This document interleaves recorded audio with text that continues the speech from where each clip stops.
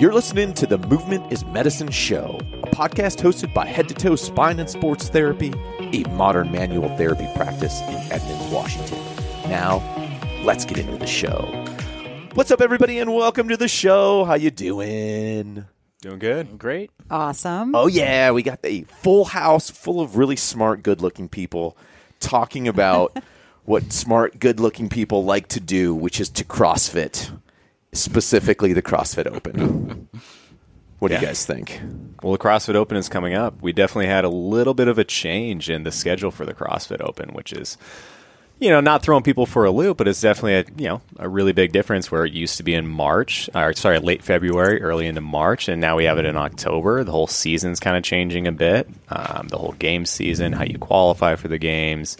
The open workouts are probably going to be pretty similar to what they've always been. You never really know what you're going to get, and then you get it dropped the day before and then have to kind of go and get after it. But, I think it's kind of a fun change. It's kind of fun that they're switching things up a little bit. And, yeah. And if you want to follow along with that, if you're listening to our show and you want to tune into the Industrious show, we go into a lot of depth about games, game changes, rules, regulations, all that kind of stuff. Today, we really want to focus on from a soft tissue standpoint, from a joint standpoint, maybe a little bit of nutrition, what you can do to prep yourself to have a really exceptional open and to protect yourself from injury. Yeah, I think we've got to think about, with all of this coming earlier, we have to think about all of this much earlier. So I think all of us as clinicians all of a sudden went, oh my gosh, we got to start sharing the good stuff right away so that you don't get hurt. And certainly the number one thing we see here with the Open, and with CrossFit and others high rep sports is overuse injury. Right. Yep. So our best preventative measure is, as we all know, the soft tissue reset, which we love here and we do manually all day long. But we also have, talked a lot about this. We've done clinics about this, but the use of a foam roller and a lacrosse ball and the rock floss done properly is extremely beneficial for slowing that injury cycle. Yeah, absolutely. Just decompressing the joints, just making sure everything's prepared to move is going to be ultimately the best prevention for injury. So. Yeah, I love your cars. I call it your cars. I know it's not your cars. Yeah. But that whole concept of really preparing that full joint for load proprioceptively as well. And Lee, what does CARS stand for again for everybody who doesn't know that acronym? Yeah. So CARS are controlled articular rotations, which is a big fancy mnemonic for joint circles, pretty much. So functional range conditioning is like the paradigm that created or just expanded on CARS, and it's really a great self-assessment tool as well as a very good therapeutic exercise. Like if, say, you do feel like those joints aren't moving through a full range, you feel a little cranky, you got some pain, sometimes just either replicating the motion or just figuring out where the motion's flawed is all you need to correct it and get out of the injury phase. Yeah. So, I think especially, too, for people as they're moving into their 30s and into their 40s. Hello, all you Let's CrossFitters. try 50s. Yeah, and into their 50s. But I think after you get through your 20s, this especially is something you don't want to skip. And you recommend almost doing this pretty much on a daily basis, working out or not, but especially before you work out. Yeah, pretty much before you work out, it's really easy to go through a full range of motion, for the entire body. You can pretty much do, a morning routine is something that functional range conditioning is definitely established a lot with their practitioners. And there's a lot of videos on YouTube. I believe we have one on our patient portal. There's definitely one on our Facebook. And it's just an all-around good tool to just get your body moving, especially if you wake up in the morning and you're super stiff. Just bringing your body through that full range is ultimately going to prepare you for movement the entire day and maybe keep you from tuckering out at the end of the day. Yeah, I think for CrossFit that's especially important, being able to go through those ranges of motions with your joints. And then, like you said, it kind of reveals some stuff for you. Mm-hmm. You're able to see certain muscles that are maybe more tight or certain joints that are a little bit more restricted, which if we're talking about going in prepping for the Open, that's a really important thing to start to tune into earlier versus than later. Kind of checking into the joints that are used in these motions, these movements through CrossFit a lot, figuring out the muscles that are tight or figuring out the joints that are all restricted, and then doing the soft tissue resets or anything like that to try to help with that. And if you're doing that earlier on, you're going to be set up so much better for going through the Open, because if you're trying to just do that after each workout, you get done with a workout, they're tough workouts. It's physically taxing on your body. And if you're trying to just do that after you get done with each workout and just trying to catch up and then catch up, eventually it's just going to compound and, you're going to be pretty sore, maybe even hurt. So, Yeah. We talked about pain in a previous podcast, but that's a really important one. Like, especially if you're doing like a shoulder range of motion test on yourself, and you do feel that sharp catch somewhere in that range, that's not something typically that you can get rid of on your own. Like you might get a little relief from the foam rolling lacrosse ball, but that sharp little catch is something to really pay attention to. One more thing too, in case we forget, all the CARS movements are on the website, on the patient portal. So free for use and just a great self-assessment. Yeah. I think the other thing too that I want to just call out with the Open is the natural ramp in intensity level that happens during the workouts because of the fun environment that you're in, especially if you're at like a gym like Industrious, which is just a ridiculously over the top good time. You're going to go harder than you normally go, even in an already intense environment. So this prep is extra special and extra important for the Open because people have big breakthroughs, but they also have big breaks sometimes. And we want to make sure that you have a breakthrough and not a break or a tear or a rip or a pull. Yeah. And, back to the old thing, pain's the last signal we get, right? So, as for example, calf is getting tighter and tighter and tighter and hauling on your Achilles, which every now and then twinges at your heel, that's something to pay attention to because that's your tendon is getting progressively shorter. It's progressively thickening, degenerating. And I've seen a fair few blown Achilles tendons from, say, a box jump. Done too many. So it's really something to pay attention to. Well, I was going to say, I think especially paying attention to it now, like if you're having that feeling of like these tight muscles now, because we're about 4 weeks out from the Open, like we're just about a month out, which is actually a really good time to like start into like kind of getting the soft tissue resets and kind of addressing the muscles and addressing the joints to prep yourself. Because it's not too late right now. Like we still have time for people to be able to do that. But yeah, just really paying attention to your body at this point is going to be huge. Like if you're having those tight muscles, exactly like Dr. Annie said, like they can turn into injuries like before you even know it. So yeah, it's just mainly a thing of just listening to your body. Like, what are you feeling? And then realizing that like, hey, you definitely can do something about this. And it's the time to do something about this. And addressing those areas you don't think about. We all know those areas. Your middle back, right, which people don't really consider very often, which is key for your shoulder and your cervical health and your low back health. People think about their hips more, but they don't think about their calves very often at all. So that's just thinking about those areas that you don't think about. Put a foam roller in there and see how it feels. Yeah, absolutely. We were just recently even a blog post that we put out on the foot. There's another area, and Lee've done some great stuff on foot releases and work you can do with a lacrosse ball. All that's really great resources because I feel like feet are also one of those neglected areas that nobody really does anything to prep or to help with. 100%. I mean, the feet are the first thing to touch the ground. So by those feet, like one making contact with the ground and then the toes splaying outward, spreading across that surface area, they're pretty much going to signal up the stream like, hey, quad, we need you to fire right now. Glute, we need you to fire or else we're going to fall. And that's something that people take for granted, honestly. We wear shoes a lot. We have very symmetrical surfaces that we walk upon. It's a lot different than going out hiking barefoot, which is what we used to do a couple thousand years ago. So prepping the foot, making sure that it's mobile is one of the most important things we can do before we do athletic activity. And just taking a lacrosse ball and just working out some of those tight areas, some of those tender areas, it's going to be the world of difference for your posterior chain. It's always like shocking how many tender areas you have on your feet when you don't think you have any because it's just utterly neglected. And I think to your point, we're disconnected so much from our feet. We don't, unless you have like a weird foot thing. But I mean, that's a different podcast. Yeah.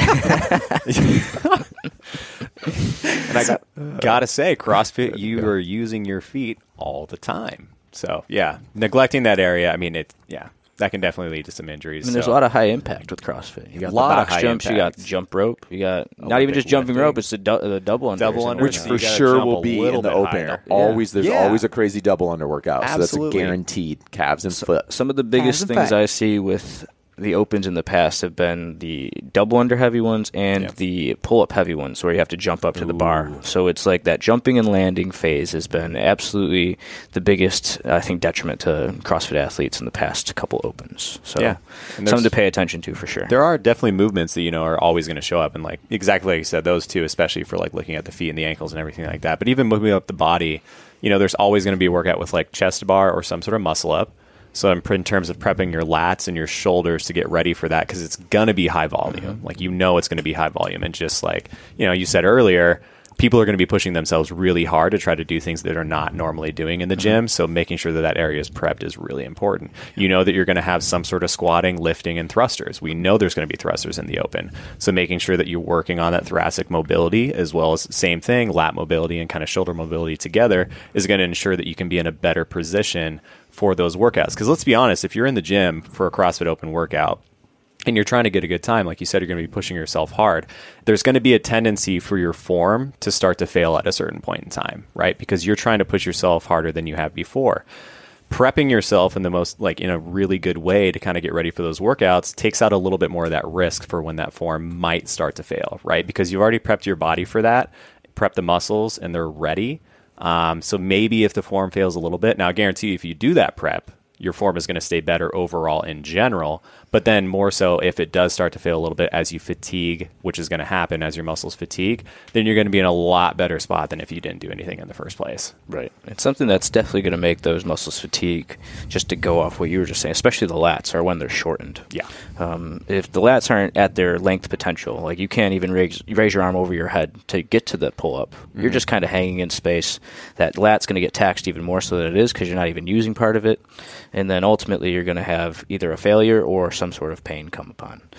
And with the lat, it's not just the shoulders, it's also the low back. Mm-hmm. So the lat starts in the hips and attaches on the shoulder. So that's one muscle that you can attack, and it's really going to be high yield for you. Huge.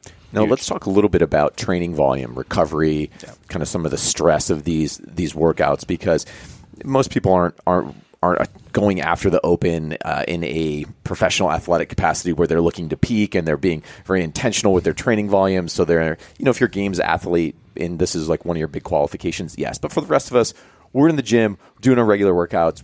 Open's like a big open party, and it's an intense, fun party. But that training volume can be pretty intense. And so let's talk a little bit about the stress, about cortisol. Let's talk a little bit about recovery. I think just to start off, I think the most pertinent thing is you're not going to get better at the open during the open. You're going to get better at the open preparing for the open, which is going to be the 11 months up until that point. So with that, the movement prep right now, I think that's why we're having the show a month before, is just to tell people that they can make improvements now so that they can perform better later. But with the volume, by adding intense workouts on top of intense workouts, you're not going to perform better. You're probably going to perform worse. So you need to stick with those intense workouts being your intense workout for the week. Like, you don't need 5 intense workouts over 7 days. You need 1 or 2. So if you're going to do the open once or twice and you're going to slam it those 2 times, only slam your workout the 2 times during that week. There is a little bit of a point. Yeah, definitely. Tapering down a little bit in terms of your intensity of workouts, which, most gyms do that a little bit, in the weeks that you're going before, because the open workouts you typically do on like a Friday, Saturday, or Sunday. So, tapering those workouts, or at least making sure that you're watching your intensity throughout the week before leading up to those workouts, is going to be really important. I mean, obviously, as we're kind of this month prepping for the open right now, people are going to want to start to up their intensity just in general to try and prepare themselves. But like Dr. Lee said, it's not something where we're 4 weeks out. We can address the soft tissue and address kind of prepping your body in the best way possible. Are we going to make huge strength gains and like all these different skill gains that amount of time? Likely not. I mean, not too much at that point. So really just prepping your body and getting it ready is the main thing that we can do for that. Trimming the fat. And then, yeah, exactly. Just kind of prepping yourself as best as you can and making sure that you're paying attention to your body and not overworking yourself. Even you can up the intensity right now. That's fine. But if you're going to up the intensity, you have to up your recovery. Like, they have to go hand in hand. So yeah, I think that's so important. I know one of our favorite naturopaths, Dr. Rebecca Hoppins, talks a lot about cortisol and all its life-saving benefits, and also the fact that, for high-level athletes, certainly endurance athletes especially, how it becomes, with that elevated cortisol at all times, it becomes very catabolic on the tissues. Mm-hmm. And the danger of that, and I think we see that a lot when you combine daily stress with really intense workouts and not enough recovery and rest, and obviously good hydration and nutrition, that becomes a real problem for people. Yeah, because there's that big relationship between the acute and the chronic stress load. I mean, the acute stress load is really easy to identify. You have an injury, you roll your ankle hurts. Acute stress load. Right. Chronic stress load over time, you have that breakdown of the tissue, that catabolism like you were talking about, and then you get those lingering pains, those really achy pains that eventually develop into greater pains. You lack motion because of it, and it becomes a chronic problem.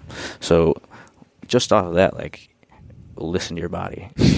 It is, right? But I think I often hear that need to drive yourself over and over again. I see it a lot in women, especially, really, and they're really afraid of not going to the gym 6 days a week, and that rest day feels guilty to them, and they push themselves way beyond a healthy state. And again, it's, that maybe that accumulation of middle belly fat, a sign of too much cortisol.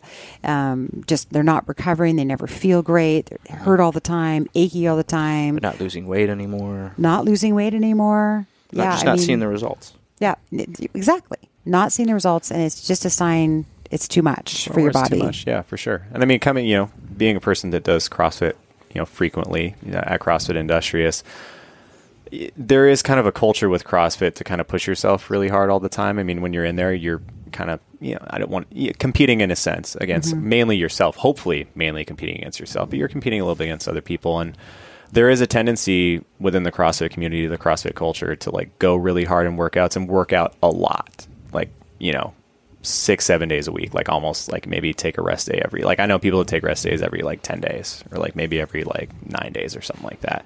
Or at least, most people, I'd say rest day maybe like once a week or something like that.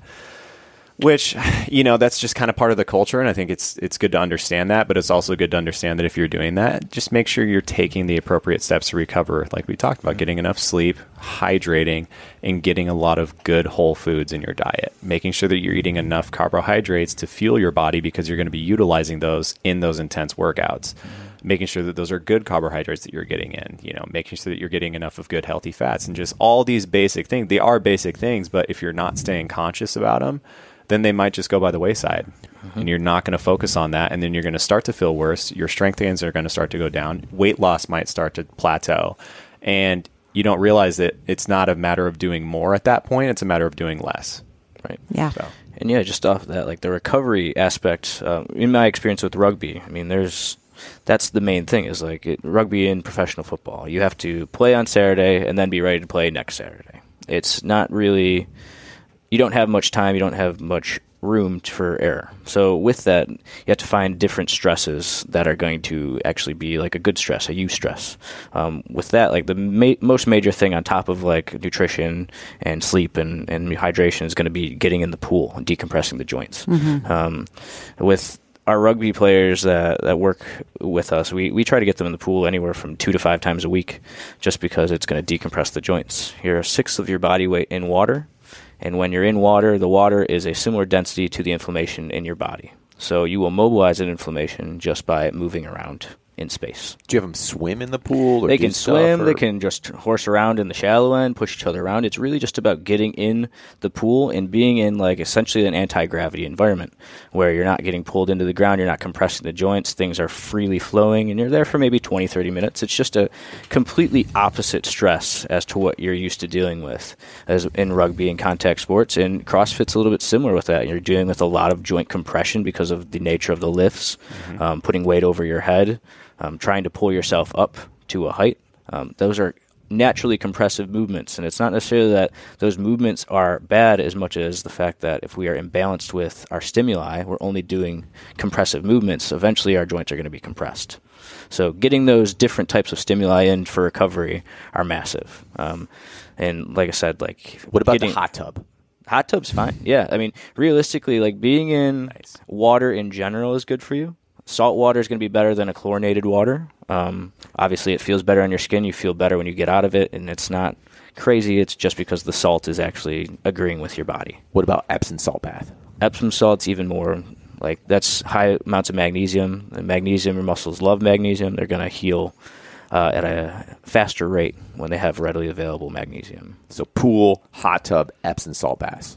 Right. All winners. I wouldn't recommend a hot tub right after you've done like a lot of deadlifts or like you have inflamed joints because it's going to make it worse. But I would definitely recommend getting in some sort of water What about like a steam room? Steam room's good as well. I mean, there's a lot of research that shows that like saunas and steam rooms are actually, the more that you go into it, the less likely you are to die of some sort of chronic disease. So there was this really big research article, I think it was thrown out about like 5 or 10 years ago from like Norway, Sweden, that area, some Scandinavian country, where they have universal health care and they can track people's health outcomes. They showed that people that went to the sauna more often than other people that went like once a week, they were less likely to die of like heart disease or lung disease, of some sort of chronic disease that affects us all. So yeah, if you went 6 times a week, you are less likely than somebody going 1 time a week and somebody not going at all. So interesting. It's a very conclusive article over 50 years, 60 years. That was, honestly, they tracked people till their deaths. So it was pretty conclusive. Well, That's more detox than it is decompressing the joint. Right. But It is I a good think recovery measure. I think Still, that is yeah. fascinating. Yeah, very fascinating. well, and I think in the month of September, there's Industrious is partnering up with Banya 5, which is down in Seattle. And have you guys ever been to Banya 5? No. Oh my God, you guys have to go to Banya 5. They're going to have like little cards over here for like get two visits for the price of one. So grab one next time you're at Industrious this month. It's amazing. It's like a Russian style. So there's a the super bathhouse? hot room that's like 150 degrees. It's like super hot dry sauna. Then there's like a cool wet sauna with eucalyptics. Then there's like a super hot tub. But then there's the cold plunge pool, which is like 50 degrees. Oh, I love that. It's amazing. So you just cycle through, and it is so crazy. And then if you get hardcore, they have this thing called a Venic. And a Venic is like birch leaves and sticks that they soak in water, and they beat you with the birch leaves, like Russians I love to wanna just like they do beat that. you with this over and over again in the hot sauna. Yeah. In the Or- sauna. Yeah, they'll do it for you, or you can bring a friend to do it for you too if you great. don't have a Oh, I friend like Sounds this. who Super wants to beat duper. you. Yeah, I'm or if you got a taking friend you up want on to that. be That Dude, sounds it's great. the best. Yeah. You guys got to do it. It's seriously Well, fun. Well, And- we have the naked lady spa here. You know. Well, you do, yeah. Yeah. Oh, yeah. You guys can't go. My husband's always jealous. I was going to say, But I don't that's think got all they the love pools, the saunas. It's awesome. It is. So there's a lot of Yeah. cool options there. Banya 5. The what is the one? What's the Olympic? Is Yeah, it Olympus. Yeah, Olympus? Yeah, it's in Linwood. Yeah. That's great. So a lot of great options there. But what we're talking about is really creating some recovery lifestyle mechanisms. Like we get obsessed with technique, we get obsessed with our training frequency, but you have to be equally obsessed with your recovery frequency. And building in these things are where you can get there. And then finally, the other big piece, and we mentioned this, is nutrition. You know, and we can come back in future episodes to go deep on all of our thoughts on nutrition because we have a lot. Yeah. But what's our basic recommendation? You've made some mention about kind of eating enough food. Yeah. You know, Lee, you brought up kind of, you know, having a balance, kind of fat, carbs, protein. You know, so what would be our general recommendation from a nutrition standpoint?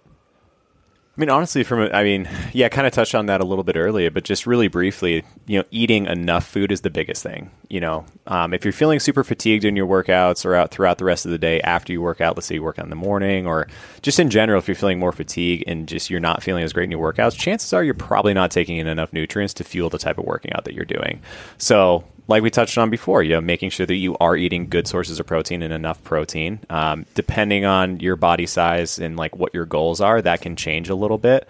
I know we were just talking a little bit earlier before the show that, you know, if you're trying to like gain or, you know, just kind of maintain a certain weight, like 1 gram of protein per pound of body weight can be a decent way to go.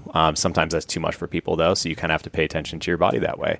And then also the biggest thing for me a lot of times is making sure that you're taking a lot of carbohydrates, but good carbohydrates, and making sure that, you know, especially if you are going to start, you know, amping up your training for the open or just in general, if you're feeling fatigued in your workouts, eat some more carbs, but good carbs. You know, and then also making sure that you're eating good fats as well. A lot of people used to think that fats are bad. Fats are not bad at all. They are really good for you. You need to be taking those in, but also good healthy fats, avocado, olive oil, that type of thing. So, and then you guys, I'm sure, have some thoughts as well. But yeah, it's pretty much just banking off that is like the good fats are, you want to have a good balance of fats as well. You don't want to have only olive oil or only coconut oil or only animal fat. You want to have a good blend. I mean, if anything, you want more saturated fat than unsaturated, but like Tim said, a good source. You don't want like a canola oil or like some nasty, like I can't believe it's not butter type substance. Like realistically, like the more natural you get it, the better. Like real butter is not necessarily that bad for you as long as you don't get, you're not averse to having dairy. But having a blend of like those saturated fats, ones that are solid at room temperature, so like coconut, animal fat, and then having a little bit of olive oil, maybe some hemp oil, avocado oil is definitely good. And a raw avocado probably a little bit different than an avocado oil. Like, think about it like that. You're going to have a lot more saturated fat in that avocado as opposed to just a straight up unsaturated fat oil. Yeah. So a lot of people have their main fat sources are only oils, which are honestly unsaturated and realistically not that good for you to have that as your only source of fat. Your organs and your cells are 60% saturated fat. So there, you could go from there saying that you probably need to eat more saturated fat if you're not eating at least 50% of your calories from saturated fat. So just something to dive into, something to think about. Ultimately, you want to feel good after you eat. You shouldn't feel sluggish. And if you're constantly eating something and you feel sluggish constantly, you might need to do an elimination diet to figure out what it is that's irritating you. Yeah, nutrition is one of these amazing and fun and sometimes frustrating topics for people because there's so many different approaches and so many different recommendations, and also different people's body types and their kind of genetic, their genetic and epigenetic structure that really determines how food reacts to you as an individual. Are you better off with a higher fat, lower carb diet, or are you a person that really functions better with a higher carbohydrate, lower fat, moderate protein? Do you need to eat every 3 hours, every 2 hours? Do you need to eat one giant warrior meal a day at the middle of the night? You need to do intermittent fasting. Do you need to drink a lot of water? You need to drink a little bit of water. Like, where's alcohol fit into things? I mean, there's like a whole complex topic. In are you training for performance or are you training for weight loss? What are you looking to do in your life? But generally speaking, I think these recommendations that you guys put out here are really solid foundations. And I would say if you're thinking about getting peak performance on a Saturday or whatever, if you're backing into that, you want to have a couple days leading up where you're ensuring that you're getting ample carbohydrates. So if you're like, well, I don't want to, I'm a little bit worried. I want to stay lean. I watch what I eat. I'm very health conscious, but at the same time, I want to perform really well. You need to give your body an opportunity to kind of carb load up, not going crazy, but you need ample energy stores because the primary energy source for these CrossFit workouts is going to be your carbohydrate, is going to be your glucose levels. So you're going to want to make sure those muscles, your liver, all that stuff, ample stores so that you can hit it and hit it hard. And if you do that, you're going to be fine. Yeah. You're not going to puff up. You're not going to become a giant, Yeah. Yeah, people don't carbs realize are not that. the devil. You're going to be okay. Carbs are great. Yeah. If you eat the right amount for your activity level. Yeah, there's definitely people that are genetically bigger individuals, but there's nobody that is genetically obese. Right.